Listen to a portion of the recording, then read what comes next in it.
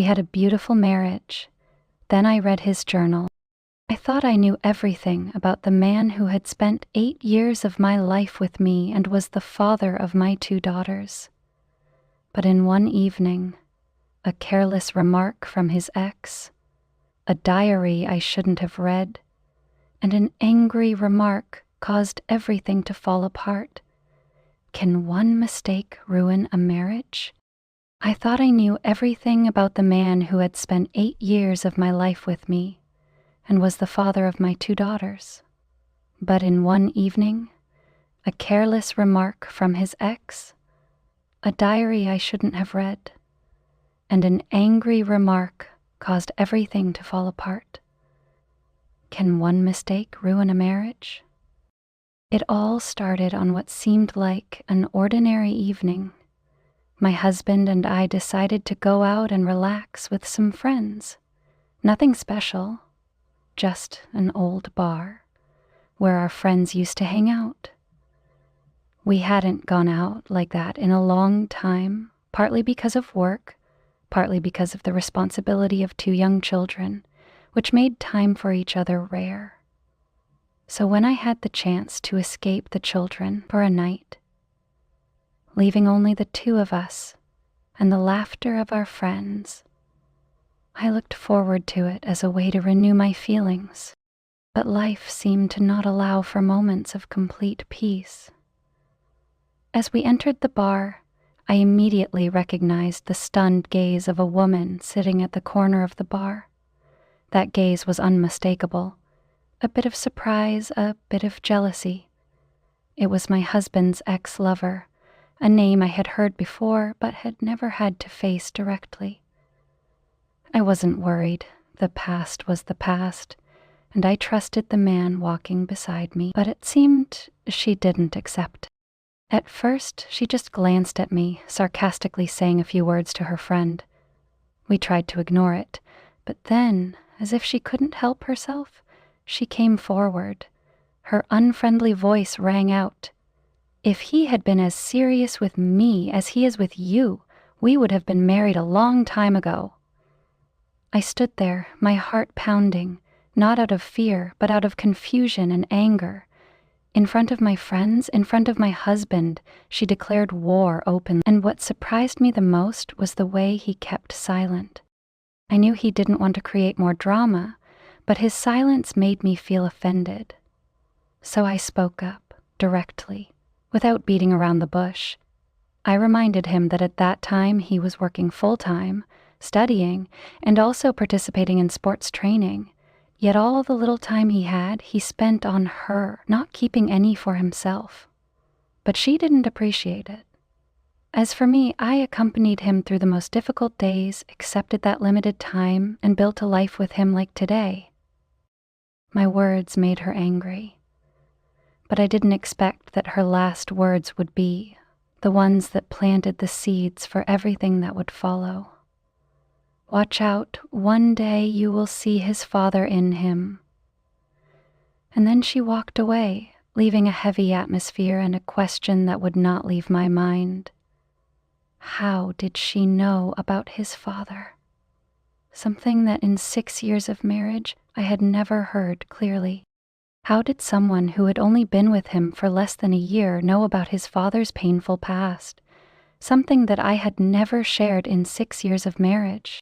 That question kept lingering in my mind, even after the evening had passed and we had left the bar. During the drive home, I stared silently out the window, trying to suppress the series of emotions that were rushing up. I wasn't jealous. I didn't doubt his feelings for me. I knew he loved me and loved the children, but I felt a sense of loss, as if there was an important part of his inner world that I had never entered. Perhaps what saddened me most was that I had believed that our relationship was based on understanding and sharing. Over the past 8 years, I had been by his side when he collapsed under the pressure of work, had quietly cleaned the kitchen in the middle of the night because he was busy with group study, had hugged him when he was worried about his sports training results, not as expected. I thought that, With love and patience, I had gradually entered his heart, not only as a legal wife, but also as his deepest companion. But it turned out that there was still a door in him that I had never knocked on, and he had locked it tightly.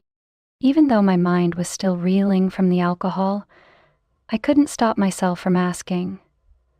When I got home, after the children were asleep, I sat by his bed and gently asked him about what his ex-lover had said. He looked at me, not angry, not cold, just quiet and tired. "Let's talk about this tomorrow, when you're sober," he simply said, and walked into the bathroom. I knew I should have left it at that, but I couldn't. The next morning, when he left for the gym, I rummaged through the closet for his hoodie to wash, and then my eyes fell on the familiar black notebook, the one he always carried around with him whenever he needed to write to ease his mind, as he once said.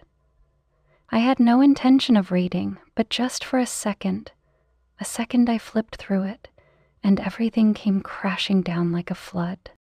The scribbled lines, sometimes shaky as if written while holding back tears, told of things more cruel than any words could describe.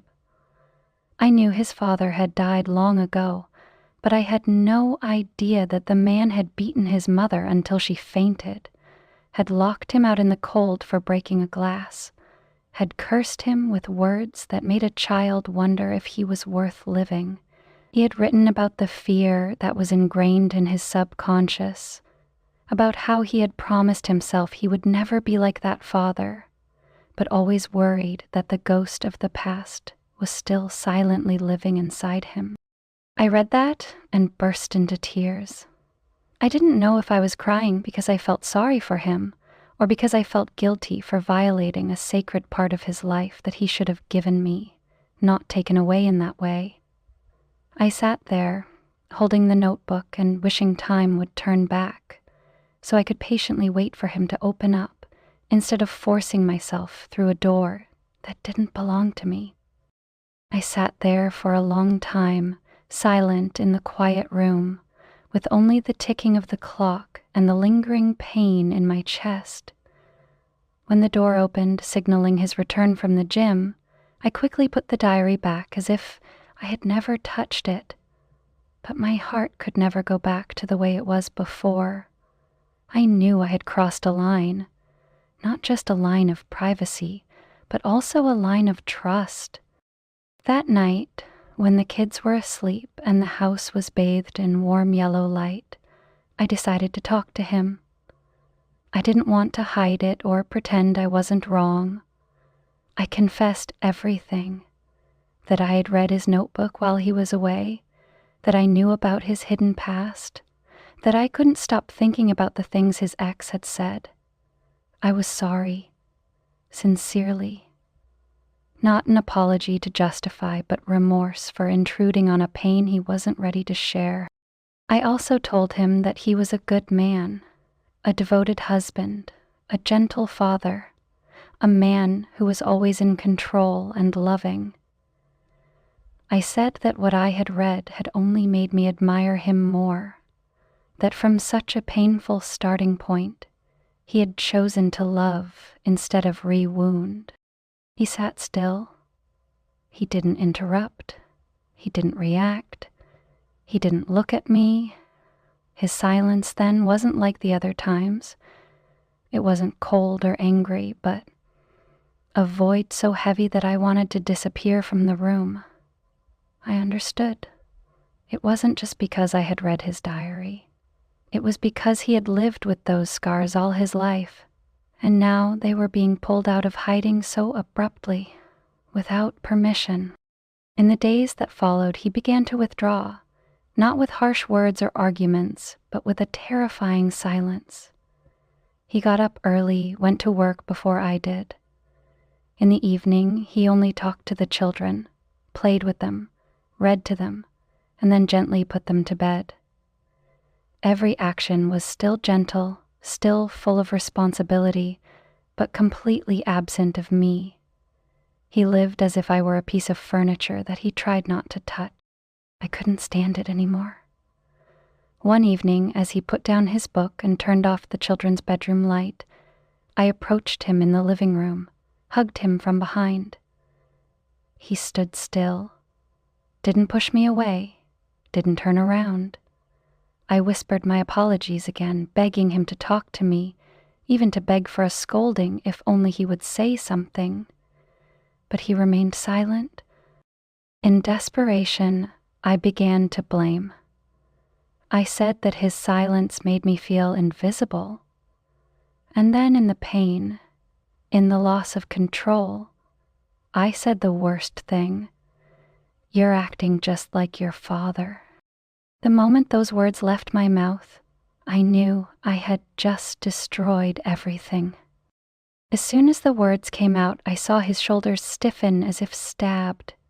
He didn't turn around, didn't scream, didn't say a word. He just slowly removed my hand from his body and walked into the next room, closing the door with a light, creepy click. But that sound was more painful than a slap. I stood there in the living room, numb with the feeling of having just crushed the heart of the man I loved most in my life. I couldn't sleep that night. My whole body was burning with regret. My mind was spinning with the question, why did I say that? I knew how cruel his past was. I felt how deep the wound his father left, and yet I used that very wound to stab him back. No apology could erase what I had just done. I had done what he feared most, made him believe that no matter how hard he tried, he could never escape the ghost of his father in the eyes of the woman he loved. The next morning, he woke up early, as usual. He prepared breakfast for the children, took them to school, and then went to work as if nothing had happened. But I knew there was a distance between us. Deep. A black hole that swallowed all efforts to hold on. I tried to wait for him to come home early, to talk at dinner, to ask questions as if nothing had happened. But he only answered with short sentences, just polite enough. He was not cold, but he was no longer the husband I used to know. He was polite like a guest, attentive like a maid, and distant like a stranger. I began to panic, not because I was afraid of being abandoned, but because I was losing the most precious thing we had built together, trust. I kept asking myself, what if I hadn't read the diary? What if I had waited patiently for him to open up instead of forcing him? What if I had known how to hold back my anger? Maybe he wouldn't have looked at me like a traitor. But I couldn't turn back time. I could only face the consequences. As the days passed, he maintained the facade of a model father, a man who was not without responsibility, but I was no longer a part of his emotional world. And I began to understand something painful. Sometimes apologies cannot heal wounds. Sometimes the hurt does not come from betraying love, but from betraying the trust, the safety that the other person has worked hard to build over a lifetime to escape the shadow of the past.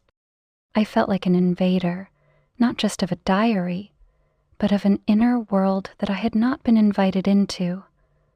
And the worst thing was, I had broken the only shelter he had from painful memories. I used to think that if we loved each other enough, all wounds could be forgiven. But after what happened, I understood.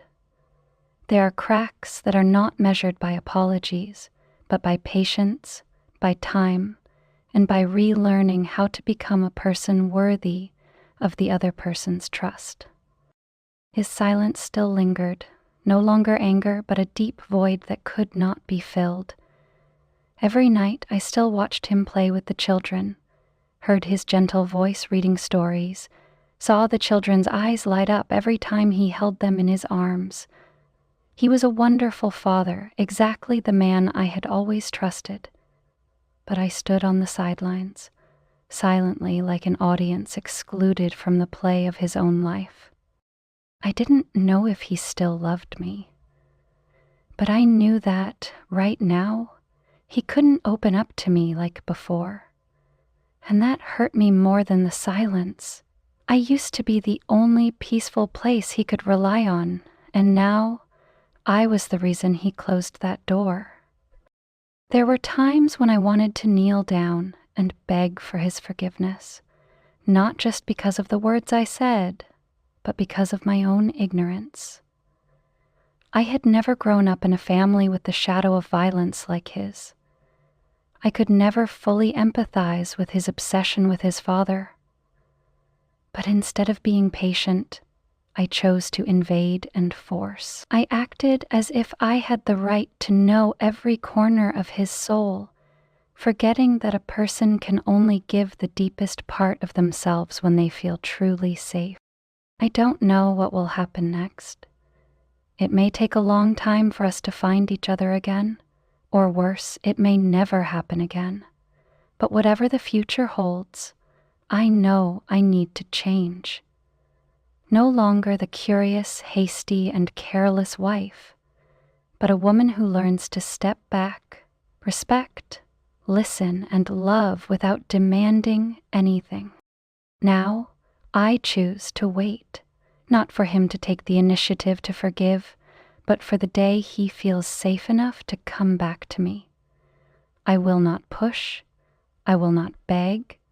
I will not bring up what happened. I just hope, with all my love, repentance, and patience, that one day, when you are ready, you will see that I am not just the one who hurt you, but also the one who can heal you.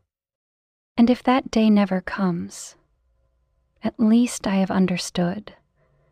True love is not just about holding on, but also knowing how to let go when the person you love needs space to stand on their own once again.